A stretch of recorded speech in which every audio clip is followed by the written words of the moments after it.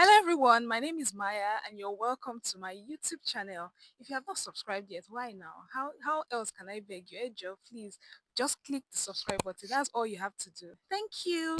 Okay, so in my previous video, I talked about all the culture shocks I experienced after living here for 1 year, living in the Netherlands for 1 year. Today, I am going to be sharing something even more exciting, something dear to my heart. I'm going to be talking about all the emotions I experienced after living here, while living here in the Netherlands for a year. I'm going to be sharing the good, the bad, and the ugly. I'm going to be sharing everything. So please do not go anywhere. Don't touch that dial.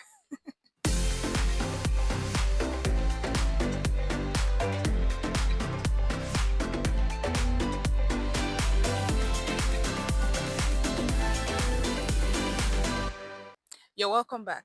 When I moved to the Netherlands, I thought all I would have to deal with would be culture shocks of all types and kinds. I had no idea I was about to embark on an emotional roller coaster, one that I had never experienced before. I'll be very, very honest with you. I wasn't prepared for this at all. I never saw myself to be the very emotional type. Like, I had never been the kind of person to be easily triggered. I'd never been the kind of person to express, certain emotions. But this past 1 year, has really, exposed me, has really helped me to unleash emotions I never knew were lying somewhere inside of me. Some of these emotions made me stronger, while some exposed my very soft spots I wouldn't have loved to expose. But at the end of it all, they all shaped me and they are still shaping me. You know what? Enough of this introduction. Let's get straight into the bone of contention. I'm just saying emotions, emotions, emotions. Let's get into it, okay? All right. So the first one I experienced is feeling disconnected from friends and loved ones. So yeah, since I knew myself, I had never had a reason to, move away from um my base. Let me put it that way. In this case, it's Lagos for me.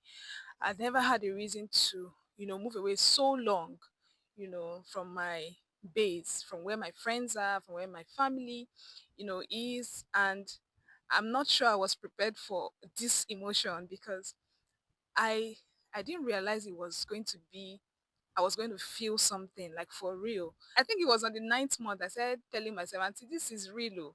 You are not you're not anywhere you can just take bus or take bike and say, let's just go and see this person. And the kind of person I am, I love people. I love to be around people. I have quite a number of friends, good friends and quality people in my life. And I had always been around them. Even my family, we do things together, that togetherness. And this is me now. I can't, see these people. I actually felt it. I'll be very honest, and I'm still feeling it. So what I learned to do, one of the things I learned to do was to make extra efforts to stay in touch. So what it meant for me was that I now had to be very intentional about staying in touch. If I say I really love these people, then have to make extra effort. It's not just the WhatsApp messages, you sometimes you call them. Most times when I eventually make those calls, they're really lengthy because you find that you have to catch up on a whole lot. Sometimes you find yourself, I find myself doing like more of even video calls. You want to see their faces, anything to make sure that connection is still there. Because I found out that if you're not careful, you just get carried away. You know how the way life is here, you're just working and working and just doing a whole lot, and time just goes. So if you don't set alarm, like making intentional efforts, yes, even writing it down, I need to call this person, I need to send a message to this person, I need to do this and do that and do that. If not, you get carried away. So that's what I started to do. Another thing too, I had to start, building my community again. This thing they say on TikTok, they say, this FYP that I built with brick by brick, something like that. So yeah, so in this case, I had to start building my community again, brick by brick by brick by brick. People that reason alike, people that you know see things the way I see things, and yeah, I'm still building. I wouldn't say I'm done.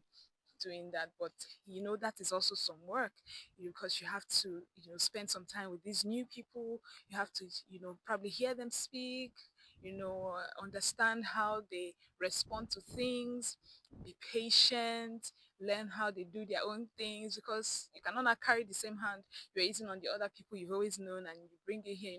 So that extra time, that extra effort, sometimes it's draining. You just be like, I bet, why am I even making all these efforts? Let me just be on my own. And for me, it was quite necessary. I think some people really don't care about these things, but it was quite necessary for me, because I am a very relational person. In fact, I thrive on quality relationships. Like, I love, I'm a people's person, right? I love to meet people. I love to share with people. I love to receive from people. I love to learn from people. I love to share with people. All my life, that's everything I've done has always been centered around people and relationships. So coming here to see that, oh, I had to start all over again to build that community brick by brick by brick, it felt like work. So you know, I took up the task and I decided, okay, if I have to do this, then I have to do this. And that is what I did, and that is what I'm still doing. The second one is the weather blues. Like, the whole seasonal change and the depression that comes with it. So before I came, I had always heard about how abroad people like to do things on their own, or your OIO, you know, and my mindset was that, no, now this thing cannot be that deep. Me, that is the emperor, the conqueror, and the champion of relationship. When I come, I'm gonna show them how this thing is done, you know. So, but I came and I saw that this thing is deep, because these guys are actually taking shelter, right? I have seen, thank God I've experienced winter, I've also experienced summer, and I've seen the difference. When it's summer, they're so excited, they're outside, right? So that they're inside. Yeah, there's also a culture side to it, anyways. I'm not going to dispute that. But most of the time, I found out that I myself, I couldn't go out as much as I planned to, as I wanted to, because the weather is cold during the winter. Like, your energy is just low. Like, I just find myself having low energy. Like, things that I would do, I'm so energetic about. I want to go here. I know how active I was in church. I want to do this. By this time I'm here. I'm going there. I'm going there. And, why are these people starting church in the afternoon? What is going on with everybody? What is wrong with everyone? Why are they so slow? And I found out that it's just, most times it's just the weather, right? It took me a while to actually, adapt to the weather, adapt to, you know, intentionally stay active and agile, even when the weather is not, it's not smiling. Oh my God, the weather can make people stay indoors, and because most of the time, I mean, that's like 3 4 months, you're indoors, you're always inside, you're trying to take shelter, you're trying to cover yourself. Who would want to come out in that, freezing cold, to want to interact with people and all of that, except someone that is also like very, very, very relational and does not mind. But there are just few cases. I mean, there's no sunlight as much as I'm used to in Nigeria. So I started taking supplements. I started taking vitamin D tablets, because I found out that it was like getting to me. There's this thing they say about depression that comes with winter. I said, these things cannot really not be this deep. But I actually saw it live happen. Like, I see myself getting, just moody and sad. Things that would happen not happen to me naturally, they were actually happening. So I started taking supplement. In fact, at some point I started having like pain in my wrist, and my bones were actually like moving. That's how much I lacked vitamin D, and I had to seek medical care. I said I was splint, this wrist splint, for I think 2 3 months. What am I saying? For almost 4 months, I wore the wrist splint, because I just had to take care of myself. So you find out that if you're not even intentional about your health, like, everything will just be doing you. So you just be thinking about your life, like, what is all this? Like, why did I carry myself inside this thing? I left my sweet son and say, what's going on? But yeah, I God saw me through it. Okay, so that's my number two. So the third one, enough of the negatives. Let me now share a good a good side to a good emotion I felt. So the next emotion I felt was resilience. For me, I wasn't just moving to a new place. I wasn't just, relocating. For me, I was also moving into a new phase of my life, which was marriage. I had never been married before. It was my first time being married, and this is me trying to build my home, and I'm building my home in a new environment. So there was just a whole lot of learning for me in such a short time.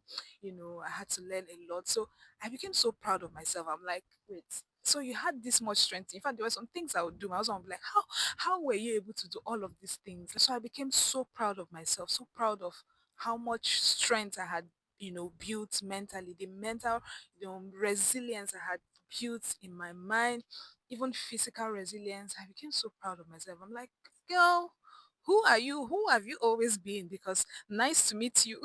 Myself, like, see me trying to carve a new path for myself. The courage, the boldness, the yes, I had this channel a long time ago, but I mean, I was using it for something else. I was using it for my brand, and it had not grown so much. I think it was just about 200, 300 thereabout. 200, yeah, 200 and something, yeah, thereabout. But I came and I started this channel. Like many things I just found myself doing. I don't know where these mental strengths, just came from. And some of them I did even in the cold. Some of them I'll write it down and I'll say, what, when the summer comes, I'll get to do this, but I find myself doing it because I think one of the mindsets I have is, as long as I'm convinced and I'm sure that this is what I want to do. Sometimes I don't want to overthink it. I just want to make that move and make the mistake and correct it.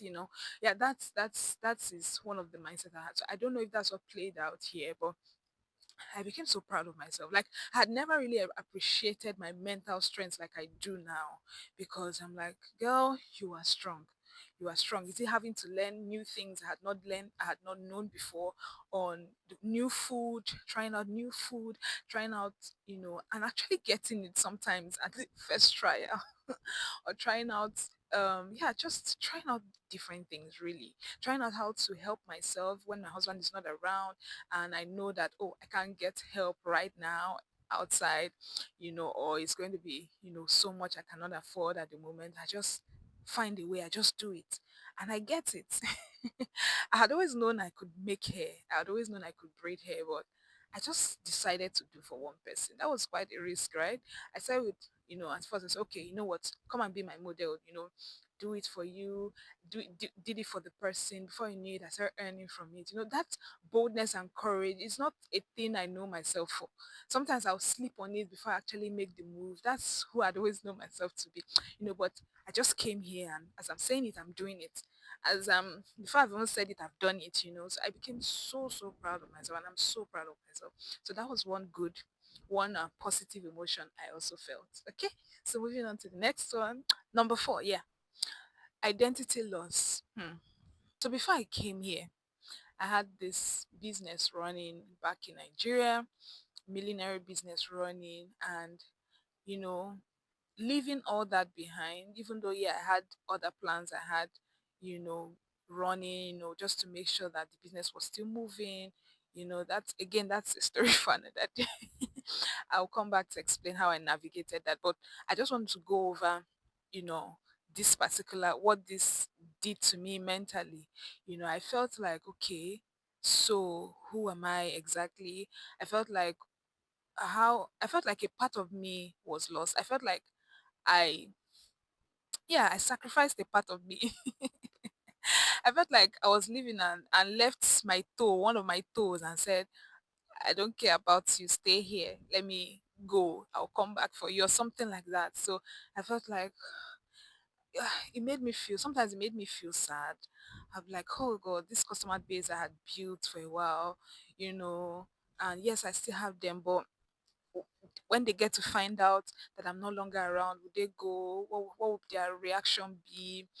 Trying to figure out how to get them know that I'm not around anymore. All of those emotions really got to me. And then coming here, I started finding new ways to express my creativity. I am a very creative person. I don't like to be idle. I also don't like to repeat, repeat things, just keep going around cycles. I like to try new things. I like to, think out of the box and all of that, So, but trying to, you know, find, new expressions, new ways to express my creativity stressed me many times, drained me, many times felt like, okay, maybe this is not even who you are. It made me question my identity. Can you imagine that? Maybe this is not who you really are. So one thing I did was I just kept trying, all the things I love to do. I kept trying all the different ways I love to express my creativity. When an idea comes, because sometimes like the way ideas come to me, I'm like, what's am I the only one this happens to, So when they come, I quickly write it down. I don't know how I'm going to express it just yet, but I always put it down. I try to express, anyone that comes to mind. I just do it with the support of my husband. I just think, oh, see what I'm thinking. I just do it. I just do it. I don't want it to be perfected, but I just want to see that I have done it. And that does something for me many times. Whenever I see that this thing that came to my mind, I did it. No matter what the outcome is at the moment, I'm really there's something it does. It just encourages me to try another one and try another. I wouldn't say I've figured out, I've found the best expression. I've tried different expressions, different ways to express my creativity. But I wouldn't say I've figured out, the best expression of my creativity. If there's anything like that, but I'm happy. I'm trying. Next one, number 5, is imposter syndrome. While there were days where I cheered myself and I said, well done, girl, you're doing just fine.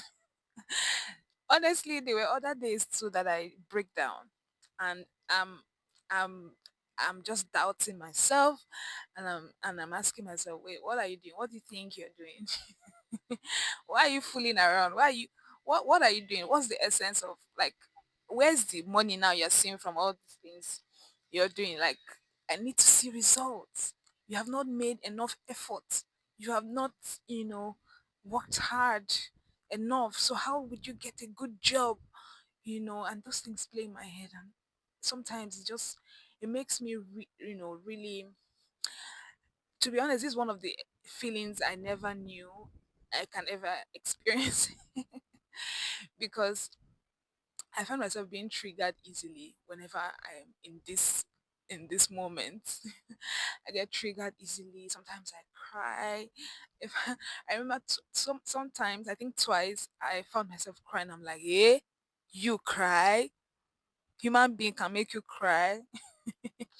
you know I've not, I mean, many times, I even when I lost some dear ones, sometimes I'm just in shock, like the tears just don't come out. I don't know how, there's just how I express my emotions, like, is most times it's not like, shown on the outside, but I remember I had, feeling like, people are not, understanding my expressions. People are not understanding, people I work with, they don't understand, they're not getting what I'm trying to say, and feeling different from them, feeling like, they're not understanding my expressions, and I'm also not understanding the expressions. So why am I here? I miss the people I work with, and I'm talking and we're vibing, you know every time I'm like, why am I here? Like, why?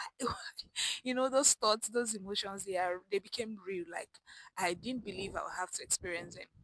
So I was going to share one, experience I had sometime at work, and so, somebody just said something to me that, honestly, thinking about it later on, if I received it in a different way, maybe the way she meant it, it shouldn't trigger me on a normal day. That would not even trigger me. It wouldn't at all. Even if it was planning to, I would make sure it does not trigger me. But for some reason, I it it got to me.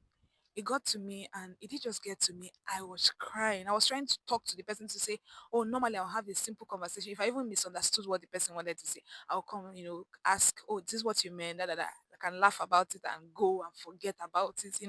But for some reason, that hit me, and it just hit me, stayed with me, that I confronted the person, instead of me to even have a conversation, I started crying. Oh my God, I was so embarrassed. I was so ashamed of myself when I go home. I was like, "But did you just?" No, you didn't. No, you didn't just cry. Because even the person was like, you're crying, and I got home, I was like, oh wow, this is something I didn't know was inside of me. So yeah, that was one. Yeah, there are other times too. I just stay and I'm just thinking, having deep thoughts about, oh God, what am I doing with my life? God, are you sure I'm supposed to be here? Why am I here learning? Ik ik do, thank you, Vel, and hoi hoi.